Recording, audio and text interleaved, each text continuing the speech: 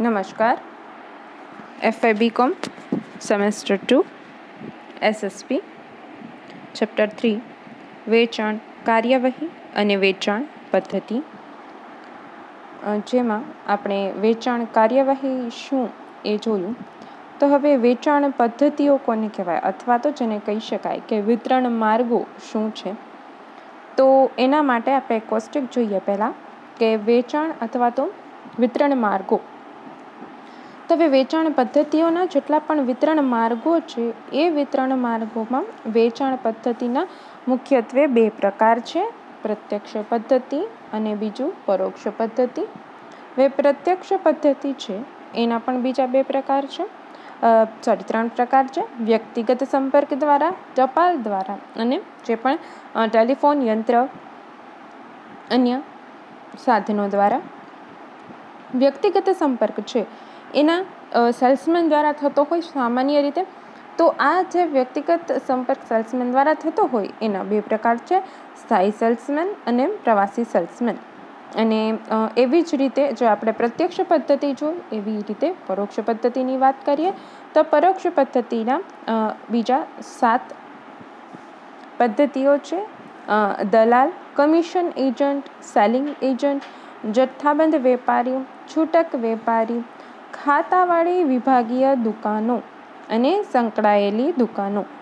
તો હવે જેમાં આપણે પ્રત્યક્ષ પદ્ધતિઓ છે એની પહેલાં વાત કરીએ તો એમાં સૌપ્રથમ વ્યક્તિગત સંપર્ક દ્વારા જે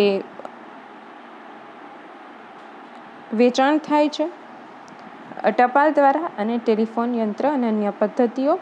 તો વ્યક્તિગત સંપર્કમાં જે સ્થાયી અને પ્રવાસી પણ સેલ્સમેન વિશે વાત કરવાની રહેશે. તો સૌપ્રથમ તો વિતરણ માર્ગ એટલે કે જેના દ્વારા વસ્તુઓ છે એ ગ્રાહકો સુધી પહોંચાડવા માટેનો ઉપયોગ થાય છે.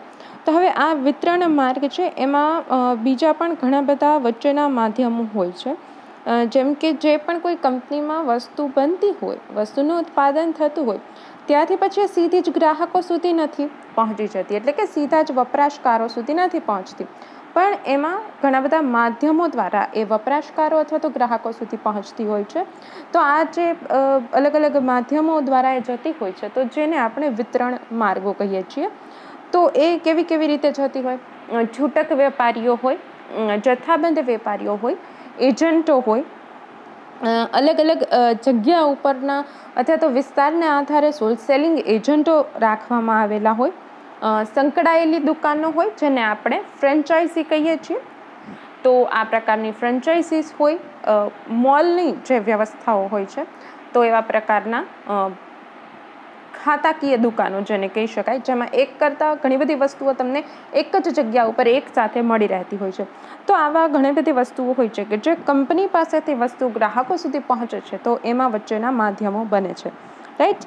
તો હવે એમાં સૌ પ્રથમ આપણે પ્રત્યક્ષ પદ્ધતિ જોઈએ. પ્રત્યક્ષ પદ્ધતિ એટલે કે સીધું જે વ્યક્તિગત સંપર્ક કે જે સેલ્સમેનો, કંપનીના સેલ્સમેનો છે એ ગ્રાહકો પાસે પહોંચી અને જે સંપર્ક દ્વારા વસ્તુની ગુણવત્તાઓ સમજાવતા હોય, એના લક્ષણો સમજાવતા હોય, એના ઉપયોગ કરવાની પદ્ધતિઓ સમજાવતા હોય અને ગ્રાહકોને ખરીદવા માટે પ્રેરણા આપતા હોય છે, રાઈટ. તો એ વ્યક્તિગત સંપર્ક થશે. તો હવે આ જે પ્રત્યક્ષ પદ્ધતિ છે કે જેમાં ઉત્પાદક ગ્રાહકને સીધું વેચાણ કરે છે. હવે જ્યારે મોટી કંપનીની વાત થતી હોય ત્યારે મોટી કંપનીના ગ્રાહકો કોણ હશે? આ જ બધા, બરાબર. રિટેલર છે, હોલસેલર છે, એજન્ટ છે, એ મોટી કંપનીના ગ્રાહકો હોય છે. એટલે કે વપરાશકર્તાઓ સીધા જ મોટી કંપની પાસે વસ્તુઓ ખરીદવા માટે નથી જતા હોતા, પણ આ બધા માધ્યમો દ્વારા એ પોતે વસ્તુ ખરીદતા હોય છે. એવી જ રીતે એનો એક માધ્યમ છે વ્યક્તિગત સંપર્ક સેલ્સમેન, રાઈટ. તો એ દુકાન પરના સ્થાયી સેલ્સમેન હોય જેને આપણે રિટેલર દુકાન કહીએ છીએ, બરાબર. અને પ્રવાસી સેલ્સમેન હોય, અને પ્રવાસી સેલ્સમેન એ જગ્યાએ ઘરે જઈને સમજાવતા હોય અથવા તો એક શહેરમાંથી બીજા શહેરમાં પણ જતા હોય.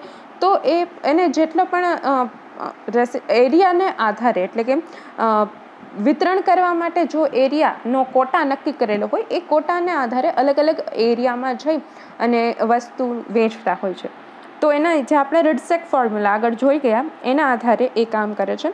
તો પહેલાં તો ગ્રાહકોનું ધ્યાન ખેંચે છે, પછી એ ગ્રાહકોને ઘણી બધી વસ્તુઓ વિશે માહિતી આપે છે, એમાં એનું રસ નિર્માણ કરે છે તો એ જે આપણે રિસ્ક ફોર્મ્યુલા જોઈ કે ઈચ્છા જાગૃત કરી, વાંધાઓનું નિવારણ કરી અને પછી વસ્તુ ખરીદવા અંગે એને પ્રેરણા આપે છે અથવા તો વસ્તુ ખરીદે છે ત્યાં સુધીની આખી પ્રોસેસ. અને નંબર 2 છે ટપાલ દ્વારા વેચાણ. તો આ જે ટપાલ દ્વારા વેચાણ છે તો એ હશે કે ટપાલ મારફતે ઓર્ડર મેળવતા હોય છે. મોટી જે પણ કોઈ સંસ્થાઓ હોય એમાં આ રીતે થતું હોય કે ટપાલ દ્વારા જે ઓર્ડરો છે એ મેળવવામાં આવતા હોય છે. પણ જ્યારે પ્રત્યક્ષ પદ્ધતિ હોય એટલે કે સેલ્સમેન દ્વારા વસ્તુ માટેનું માહિતી પૂરી પાડવામાં આવતી હોય તો એ કેવા પ્રકારની વસ્તુ માટે વધુ અનુકૂળ રહે. જેમ નાની વસ્તુ હોય એમ કન્વિનિયન્સ વધારે રહે છે, એટલે કે વજનમાં હલકી હોય અને સાથે સાથે જલ્દી બગડી જાય તેવી વસ્તુ હોય, જીવન જરૂરિયાતની જે મોજશોખની વસ્તુઓ હોય, બરાબર. તો આવી બધી વસ્તુઓ હોય તો એમાં ગ્રાહકોનો સંપર્ક સાધે છે અને ગ્રાહકોને આ બધી જ વસ્તુઓ અંગેની જાણકારી આપે છે. તો દુકાન પરના સેલ્સમેન પાસેથી અને પ્રવાસી સેલ્સમેન આ બંને પાસેથી વસ્તુ મળી જાય. ટપાલ દ્વારા વેચાણ, ટેલિફોન યંત્ર અને અન્ય પદ્ધતિઓ હશે. તો હવે દુકાન પરના જે સેલ્સમેન છે એ રીડસેક ફોર્મ્યુલાથી કરે. પ્રવાસી સેલ્સમેન છે એ જગ્યાએ વસ્તુઓ ગ્રાહકો પાસે જઈ અને એનું ધ્યાન ખેંચે છે. તો જ્યારે ટપાલ દ્વારા વેચાણ કરવામાં આવે છે તો એમાં ટપાલ દ્વારા ઓર્ડર પહેલાં તો જે પણ ગ્રાહકોને જે પણ કોઈ પ્રકારની વસ્તુ જોઈએ છે તો એના માટેનો એ પૂછપરછ કરતો પત્ર લખે છે અથવા તો ટપાલ લખે છે. પછી કંપની એને પોતાના પ્રાઇસ સાથેના કેટલોગ આપે છે, એટલે કે કેવા કેવા પ્રકારની વેરાયટીઝવાળી વસ્તુઓ એ વહેંચે છે એને પ્રાઇસ સાથેના એને કેટલોગ હોય. એ કેટલોગમાં બધી જ વસ્તુ દર્શાવેલી હોય, ક્વોન્ટિટી હોય, કેટલી ક્વોન્ટિટીના કેટલા પ્રાઇસ છે, કેવી રીતે વહેંચે છે અને માલ પહોંચતો કરવામાં એને કેટલો સમય લાગે છે, ડિલિવરીનો ટાઈમ કેટલો લે છે, એ બધી જ વસ્તુ એ કેટલોગમાં લખેલી હશે. તો કંપની દ્વારા એ વેપારીઓને કેટલોગ મોકલવામાં આવશે. એ કેટલોગના આધારે વેપારી છે એ ફરીથી પત્ર લખશે શેનો ઓર્ડર આપતો, એટલે કે ઓર્ડર પ્લેસ કરતો પત્ર લખશે અને એના આધારે પછી જે પણ રીતે ઓર્ડર મળેલો હશે કંપની છે એમાં યોગ્ય રીતે એ માલ છે એ વેપારી સુધી પહોંચાડે છે. તો આ ટપાલ દ્વારા આ મુજબ સામાન્ય રીતે ખરીદ વેચાણ થતું હોય.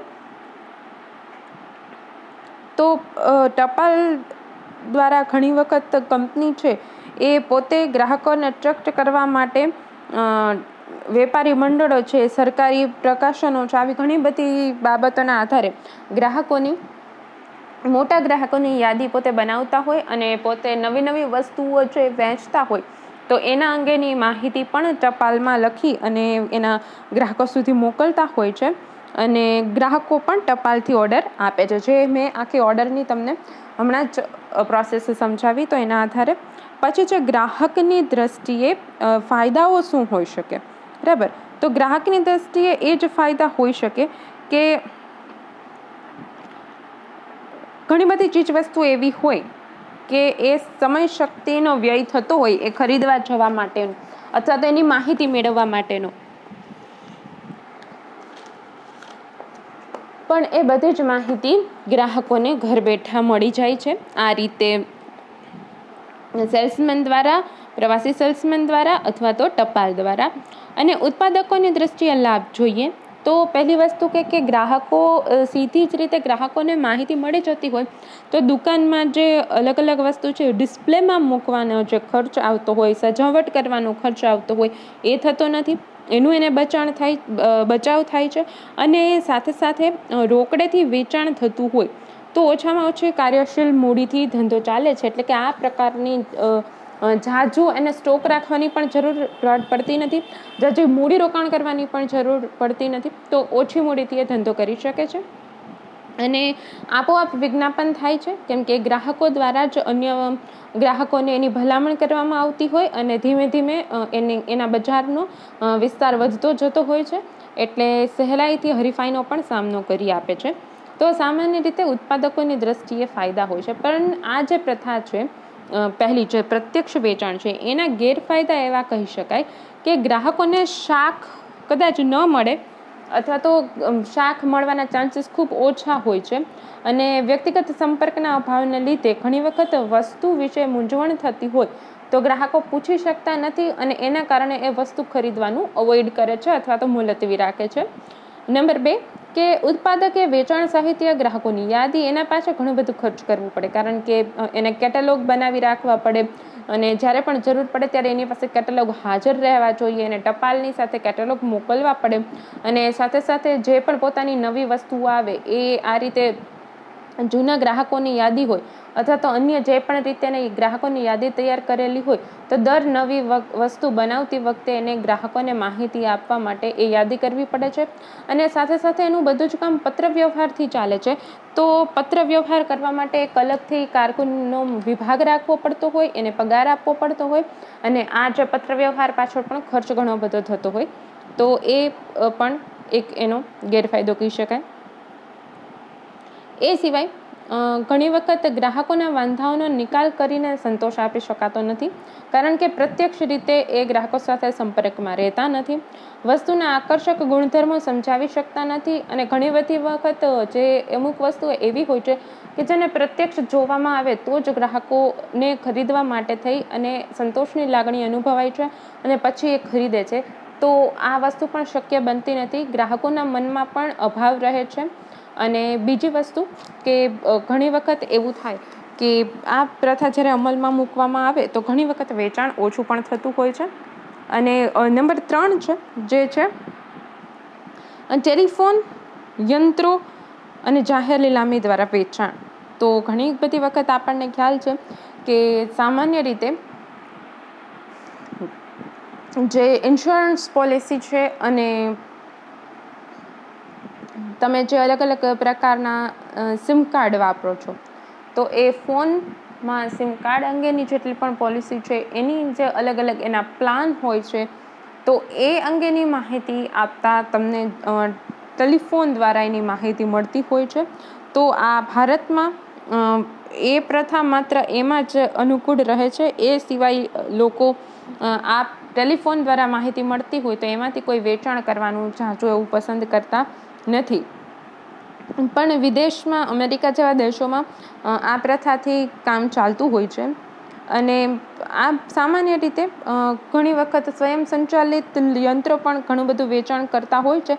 જો કે ભારતમાં એવા યંત્રો દેખાતા નથી હોતા, પણ વિદેશમાં હોય છે. અને ઘણી વખત ભારતમાં એરપોર્ટ ઉપર અને મોટા મોલ હોય એમાં કદાચ એવા ક્યાંક મેટ્રો સિટીમાં કદાચ એવા મશીન દેખાઈ જાય કે એમના ઉપર સિક્કો નાખવામાં આવે અને અંદરથી વસ્તુ નીકળતી હોય. પણ વિદેશમાં આવા પ્રકારના યંત્રો દ્વારા ઘણી બધી વસ્તુઓનું વેચાણ થતું હોય છે કે એક યંત્ર હોય અને એ યંત્રમાં તમે જેટલા પણ એ યંત્રમાં જે વસ્તુ નીકળતી હોય એ વસ્તુની કિંમત તમે જ્યારે એમાં અંદર નાખો તો એ વસ્તુ બહાર નીકળે. તો જે સોફ્ટ ડ્રિંકના ટીન હોય છે એ ટીન આવી રીતે મળતા હોય છે. ચોકલેટ્સ છે, બિસ્કિટ્સ છે, વેફર્સ છે, આવી ઘણી બધી આઇટમ જે વિદેશમાં આ પ્રકારના મશીનમાંથી જ વેચાણ થતું હોય છે. અને ભારતમાં કઈક જગ્યાએ એરપોર્ટ ઉપર આવા મશીનો જોવા મળે છે. પણ ભારતમાં હજી આ પ્રથા છે એ અનુકૂળ અથવા તો જેને કહી શકાય કે પોપ્યુલર બની નથી.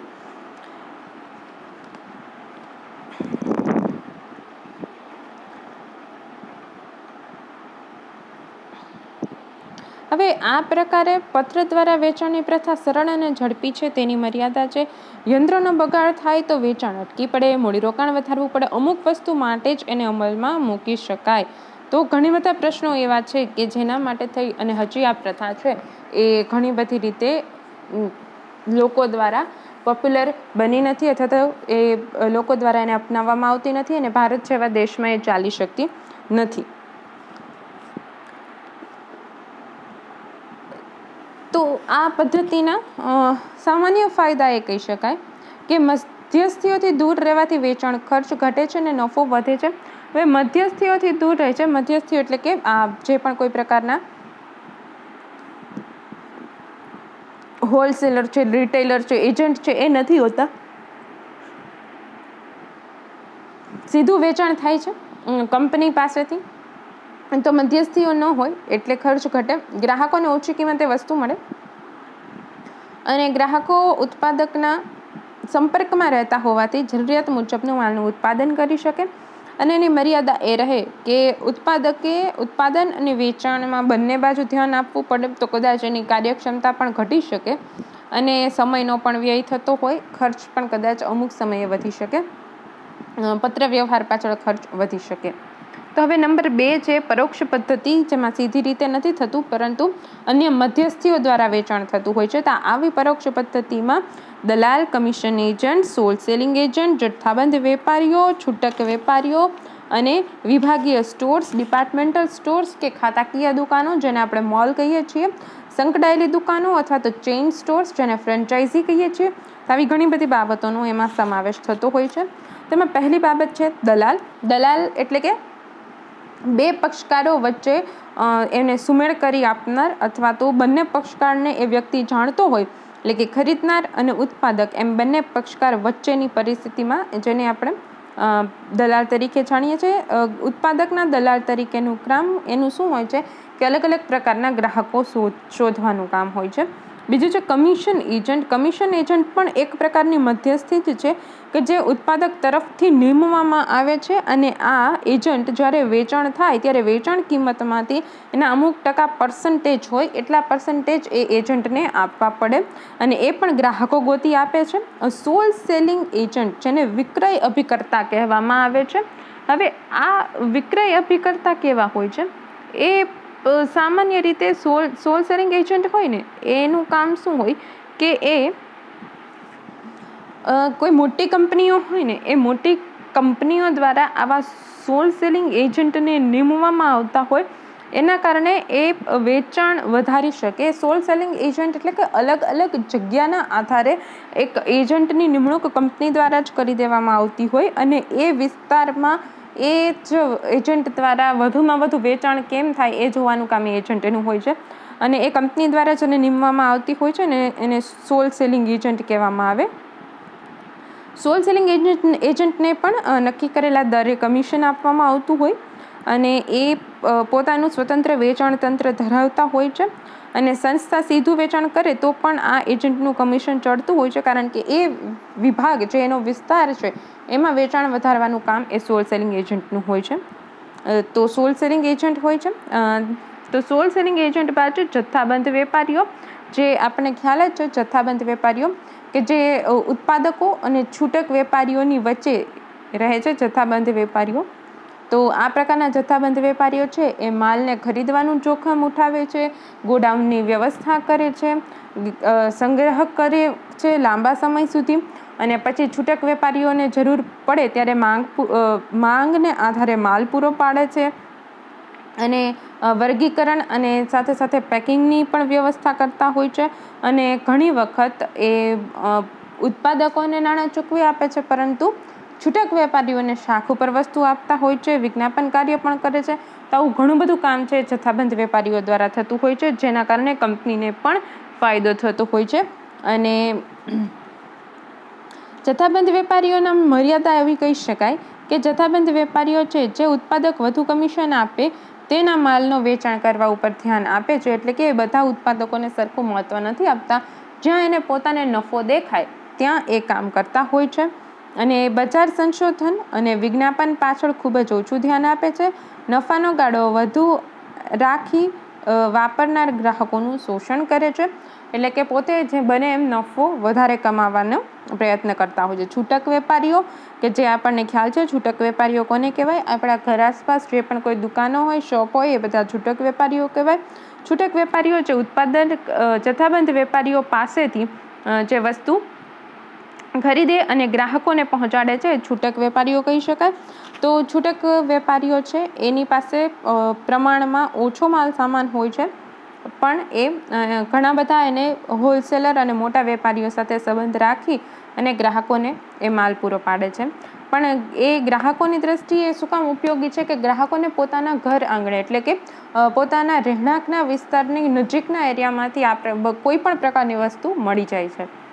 પછી છે વિભાગીય સ્ટોર્સ, ડિપાર્ટમેન્ટલ સ્ટોર્સ કે ખાતાવાળી દુકાનો, જેમ કે આપણે જેને મોલ પ્રકારની દુકાનો કહીએ છીએ કે એક જ જગ્યા ઉપર એક જ માલિકીના હેઠળ એટલે કે એક જ માલિકી હોય જે વ્યક્તિની અને એની નીચે એ મોલ હોય છે. એ એક જ પ્રકારના મોલમાં ઘણા બધા પ્રકારની વસ્તુ, આપણને ખ્યાલ છે કે મોલમાં એક રોજિંદા વપરાશની ચીજવસ્તુ જેવી કે બ્રશ છે, ટૂથપેસ્ટ છે, કિચન આઇટમ્સ છે, ત્યાંથી લઈ કપડાં, ઇલેક્ટ્રોનિક આઇટમ્સ, ટૂંકમાં કોઈ પણ વ્યક્તિને જેટલી પણ વસ્તુની જરૂર હોય એ બધી જ વસ્તુ સામાન્ય રીતે મોલમાંથી મળી જતી હોય છે.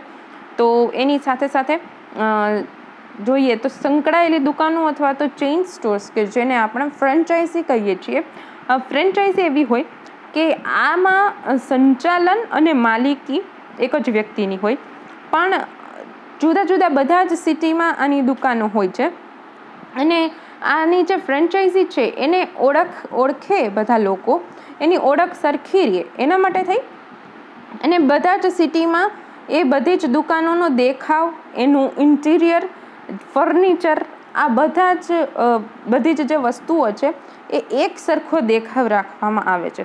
જેમ કે ખાદિમ્સ છે, બાટા છે, બરાબર. તો આવી અલગ અલગ પ્રકારની મેકડોનલ્ડ્સ છે, આવી અલગ અલગ પ્રકારની જે પણ કોઈ પ્રકારની કંપનીઓ છે એને ફ્રેન્ચાઇઝી કહેવાય.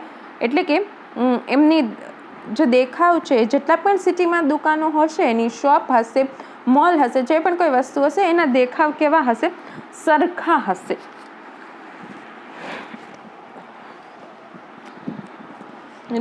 હવે એ સામાન્ય દુકાનો કરતાં એનું કદ થોડું વધારે હોય છે અને એ એક સરખી પોતે જે પણ વસ્તુનું ઉત્પાદન કરે છે એ એક જ સરખી વસ્તુનું એક જ સરખી કિંમતમાં એક સરખી ગુણવત્તાવાળી વસ્તુનું વેચાણ બધી જ જગ્યાએ કરે છે. તો હવે આપણે સંકળાયેલી દુકાનો અને ખાતાકીય દુકાનો વચ્ચેનો તફાવત જોઈએ.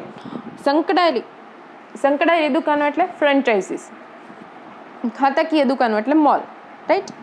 તો ખાતાકીય દુકાનો હોય એ એવું નથી હોતું કે બધા શહેરમાં એના હોય જ હોય મોલ, બરાબર. અને બીજી એ વસ્તુ કે એમાં બધા જ પ્રકારની કંપનીની દરેક પ્રકારની વસ્તુઓ વહેંચાતી હોય છે. જ્યારે ફ્રેન્ચાઇઝી હોય તો ફ્રેન્ચાઇઝીમાં પોતે જે વસ્તુનું ઉત્પાદન કરતા હોય છે એ જ વસ્તુ નો એ લોકો વેચાણ કરતા હોય છે. મોલ હોય છે એ મોટા હોય છે, જ્યારે ફ્રેન્ચાઇઝી હોય છે એ મોલના પ્રમાણમાં એનું કદ નાનું હોય. મોલ છે એ ઘણી બધી વસ્તુઓ વહેંચે છે, જ્યારે ફ્રેન્ચાઇઝી છે જે પોતે વસ્તુનું ઉત્પાદન કરે છે એ જ વસ્તુ વહેંચે છે, રાઈટ. તો મોલ છે એ શાખ પર પણ વેચાણ કરે, ફ્રેન્ચાઇઝી સામાન્ય રીતે ફક્ત રોકડેથી જ વેચાણ કરતી હોય છે. મોલમાં ઘણી બધી વસ્તુઓ તમને એક જ જગ્યાએથી મળી જાય છે, જ્યારે ખાતાકીય દુકાનમાં લોકો જે પણ વસ્તુનું ઉત્પાદન કરતા હોય છે એ જ વસ્તુ તમે ખરીદી શકો છો. મોલ છે એ ખૂબ મોટા શહેરોમાં જ હોય છે. ખાતાકીય દુકાનો છે એ મધ્યમ પ્રકારના અને નાના શહેરોમાં પણ જોવા મળતા હોય છે. ખાતાકીય દુકાનોમાં વિશિષ્ટીકરણ શક્ય પણ નથી ને જોવા પણ મળતું નથી, જ્યારે મોલ છે એમાં એક સાથે ઘણી બધી વસ્તુ જોવા મળતી હોય છે, એટલે કે વિશિષ્ટીકરણ પણ શક્ય હોય છે.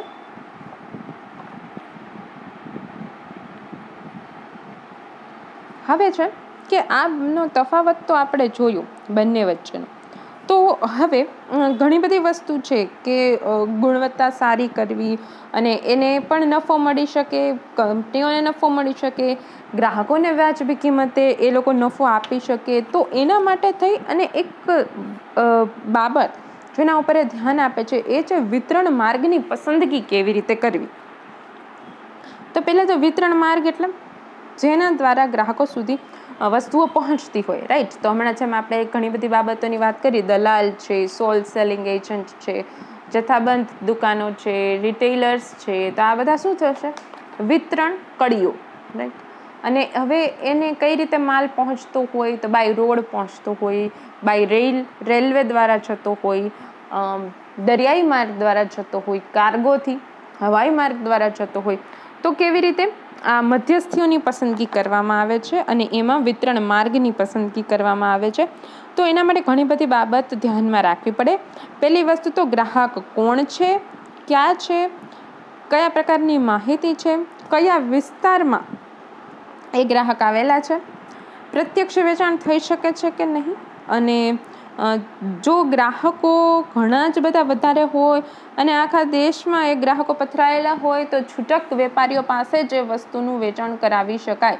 જે આપણે રોજિંદી ચીજ વસ્તુઓ માટે નો ઉપયોગ કરીએ છીએ, જે પણ આપણે આસપાસની દુકાનમાં જે બધી વસ્તુઓ મળે છે, રાઈટ, રોજિંદા ચીજ વસ્તુઓની, જેમ કે અલગ અલગ પ્રકારના ટૂથપેસ્ટ છે, અલગ અલગ પ્રકારના બિસ્કિટ્સ છે, ચોકલેટ છે, વેફર છે, અમુક કોસ્મેટિક આઇટમ્સ છે.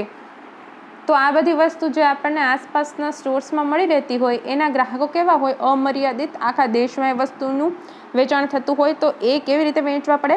છૂટક વેપારીઓ પાસે જ વેચવા પડે, રિટેલર પાસે વેચવા પડે. ત્યારબાદ વસ્તુઓની જાત કેવી છે એના ઉપર પણ ધ્યાન રાખવું પડે કે જો ઇલેક્ટ્રોનિક બાબત હોય તો એમાં ગ્રાહકોને એના અંગેની સંપૂર્ણ પહેલાં તો જાણકારી આપવી પડે ને પછી એ વસ્તુ વેચવી પડે. તો એમાં પણ ગ્રાહક સાથે સીધી રીતે કન્વર્ઝેશન કરવું આવશ્યક છે, ગ્રાહકોને સમજાવવા આવશ્યક છે, પછી જે વસ્તુ વહેંચી શકાય. પછી જીવન જરૂરિયાતની ચીજ વસ્તુઓ, તો એના માટે કોઈ પણ પ્રકારનું માધ્યમ ચાલે, પરંતુ જે ખૂબ જ ઊંચી કિંમત ધરાવતી ચીજ વસ્તુઓ હોય, જેમ કે સોના ચાંદીની વસ્તુ છે, ઇલેક્ટ્રોનિક આઇટમ્સની ચીજ વસ્તુઓ છે, કોઈ પણ પ્રકારની ઇલેક્ટ્રોનિક આઇટમ્સ હોય, અથવા તો વ્હીકલ્સ છે, અલગ અલગ પ્રકારના 2 વ્હીલર છે, 4 વ્હીલર છે, તો આ બધી વસ્તુ કેવી કહેવાય? મોજ શોખની, અથવા તો જેની કિંમત ખૂબ વધારે હોય. તો એમાં પણ ગ્રાહકને અંગત સંપર્ક કરીને પછી વસ્તુ વેચવી પડે. બજારમાં કેટલા હરીફો છે અને ગ્રાહકો હરીફોની ચીજવસ્તુઓને કેટલા પ્રમાણમાં અપનાવે છે એના આધારે પણ ધ્યાન રાખવું પડે, એના આધારે માર્ગો અપનાવવા પડે. ઉત્પાદક પાસે કાર્યક્ષમ વેચાણ તંત્ર અને કુશળ સ્ટાફ હોય તો પ્રત્યક્ષ પદ્ધતિ વધુ આવકારદાયક છે, કારણ કે કુશળ સ્ટાફ દ્વારા વધુમાં વધુ વેચાણ થઈ શકે એવી આશા હોતી હોય છે. પણ જો કુશળ સ્ટાફનો અભાવ હોય તો પછી પરોક્ષ પદ્ધતિનો ઉપયોગ કરવો પડે, રાઈટ.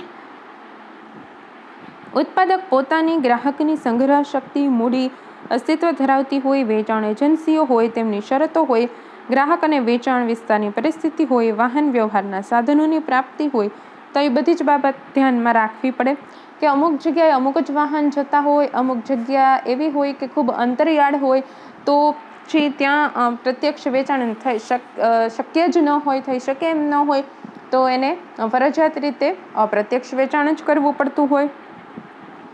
ઘણી બધી વાર ગ્રાહકો કેવા પ્રકારની વસ્તુ ખરીદે છે, અથવા તો ઘણી વખત એવું હોય કે અમુક વિસ્તારમાં ગ્રાહકો ખૂબ ઓછા હોય, એ વસ્તુના ગ્રાહકો ખૂબ ઓછા હોય, તો પછી ત્યાં ઓછા પ્રમાણમાં વસ્તુ મોકલવાની જરૂર પડતી હોય, તો ત્યાં પણ પ્રત્યક્ષ વેચાણ યોગ્ય ગણાય નહીં.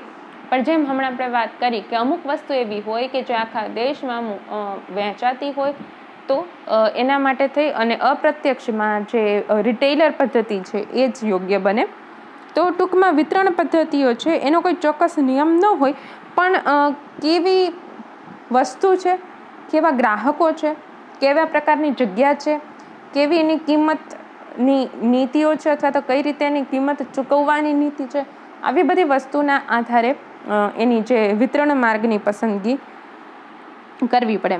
ભારતની ખૂબ સારી કંપની છે હિન્દુસ્તાન લીવર કંપની, કે જે મોટાભાગની ઘણી બધી વસ્તુઓ બનાવે છે. સાબુ બનાવે છે, તો અલગ અલગ પ્રકારના નાવાના સાબુ છે, ડિટર્જન્ટ સાબુ એટલે કે કપડાં ધોવાના સાબુ છે, પછી ઘી પણ બનાવે છે, અને એની સાથે સાથે ઘણી બધી કોસ્મેટિક આઇટમ્સ બનાવે છે, ઘણા બધા તેલ, પાવડર, ક્રીમ એક્સેટ્રા, કેટલી બધી વસ્તુઓનું ઉત્પાદન કરે છે. તો એના માટે થઈ અને એ શહેરોમાં સ્ટોકિસ્ટોની નિમણૂક કરે છે કે જ્યાં તે ઘણી બધી વસ્તુઓ છે એનું એ વિતરણ કરી શકે. તો એ પોતાના તંત્ર દ્વારા અમુક વસ્તુઓનું ત્યાં વિતરણ કરતા હોય. તો ઘણી બધી એવી કંપનીઓ હોય કે જેના જે જથ્થાબંધ માલ અલગ અલગ શહેરમાં વેચતા હોય, તો એ જથ્થાબંધ માલની દુકાનો છે તે અલગ અલગ શહેરમાં એની પોતાની એ પ્રકારના જથ્થાબંધ માટેના ગોડાઉનો હોય, અને ત્યાંથી એ માલ છે છૂટક વેપારીઓ પાસે પહોંચતો હોય. કારણ કે એ મોટા પ્રમાણમાં વસ્તુનું ઉત્પાદન કરતા હોય, તો એના પોતાના ગોડાઉનો અલગ અલગ શહેરમાં હોતા હોય, તો એને પછી જથ્થાબંધ વિતરણ માર્ગની જરૂર ન પડે, એ સીધા જ રિટેલર પાસેથી દરેક શહેરમાં આ પ્રકારના ગોડાઉનોમાંથી એ વસ્તુનું વિતરણ કરતા હોય.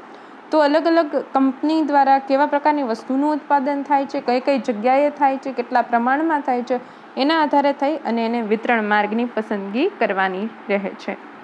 Thank you.